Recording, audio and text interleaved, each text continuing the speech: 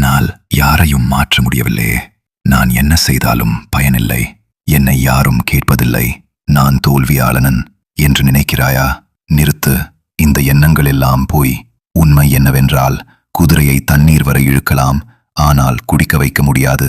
இது வெறும் பழமொழி மட்டுமல்ல, இது உன் வாழ்க்கையின் கண்ணாடி. யோசி ஒரு நிமிடம். உன் வாழ்வில் எத்தனை முறை இது நடந்திருக்கிறது?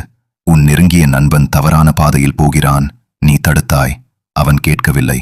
உன் உறவினர் ஒருவர் தினமும் கஷ்டப்படுகிறார், நீ வழிகாட்டினாய், அவர் பின்பற்றவில்லை. உன் குழந்தை தவறான சேர்க்கையில் இருக்கிறது, நீ அன்போடு சொன்னாய், அவர்கள் புரிந்து கொள்ளவில்லை. உன் அன்பானவர் தினமும் வலியில் இருக்கிறார், நீ தோளை கொடுத்தாய், அவர் நம்பவில்லை. நீ என்ன செய்தாய்? மீண்டும் முயற்சித்தாய், மீண்டும் சொன்னாய், மீண்டும் அழுதாய், ஆனால் மாற்றம் வரவில்லை. இப்போது நீ என்ன நினைக்கிறாய்? என்னால் யாரையும் மாற்ற முடியவில்லையே. நான் என்ன செய்தாலும் பயனில்லை. என்னை யாரும் கேட்பதில்லை. நான் தோல்வியாளன். நிறுத்து. இந்த எண்ணங்கள் எல்லாம் பொய்.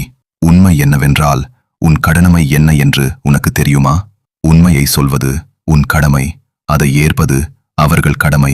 நல்வழி காட்டுவது உன் கடமை, அதில் நடப்பது அவர்கள் தேர்வு. அன்பு கொடுப்பது உன் இயல்பு, அதை புரிந்து கொள்வது அவர்கள் முதிர்ச்சி. இந்த இரண்டையும் கலந்துவிட்டாய், அதனால்தான் நீ உடைகிறாய். இதை புரிந்து கொள். விவசாயி விதை விதைக்கிறான். மழை பெய்யும் நேரம் அவன் கையில் இல்லை, ஆனால் விதை விதைப்பதை நிறுத்துகிறானா? விளக்கு எரிகிறது. இருளை விரட்டுவது அதன் இயல்பு. யார் பார்க்கிறார்கள், யார் பார்க்கவில்லை என்று விளக்கு கவலைப்படுகிறதா? இல்லை. அலை கரையை தொடுகிறது. கரை ஏற்றுக்கொள்ளாவிட்டாலும் அலை திரும்பி வருகிறது. சோர்வடைகிறதா? இல்லை. நீயும் அப்படியே இரு. சொல்லு, காட்டு, அன்பு கொடு, விளைவை கடவுளிடம் விடு. இன்று முதல் இந்த 3ஐ மனதில் பதி. 1. உன் வேலையை செய் முழுமையாக. சொல்ல வேண்டியதை சொல், காட்ட வேண்டியதை காட்டு, அன்பு கொடுக்க வேண்டியதை கொடு, அதில் எந்த சந்தேகமும் வேண்டாம்.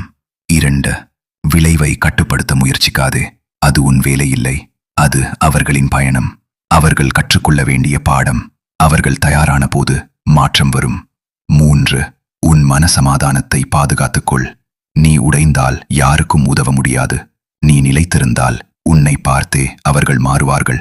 உன் அமைதியே உன் மிகப்பெரிய ஆயுதம். திருவள்ளுவர் சொன்னார், எப்பொருள் யார் யார் வாய் கேட்பினும் அப்பொருள் மெய்ப்பொருள் காண்பது அறிவு.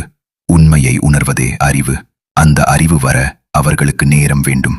அந்த நேரம் கொடு, பொறு, நம்பு. இறுதியாக ஒரு வார்த்தை. நீ தோல்வியடையவில்லை, நீ விதைத்தாய். அது முளைக்கும் நேரம் இன்னும் வரவில்லை, அவ்வளவுதான். விதையை நம்பு, உன்னை நம்பு, கடவுளை நம்பு. மாற்றம் வரும், வராமல் போகாது. இந்த பதிவு உங்கள் மனதில் என்ன உணர்வை கொண்டு வந்தது? கமெண்டில் சொல்லுங்கள். இதை யாருக்காவது அனுப்ப வேண்டும் என்று தோன்றினால் இப்போதே ஷேர் செய்யுங்கள். அதற்கு முன்னால் மிஸ்டிக் ஆனந்தா ஸ்பிரிச்சுவல் சேனலை சப்ஸ்கிரைப், ஃபாலோ பண்ணிடுங்க.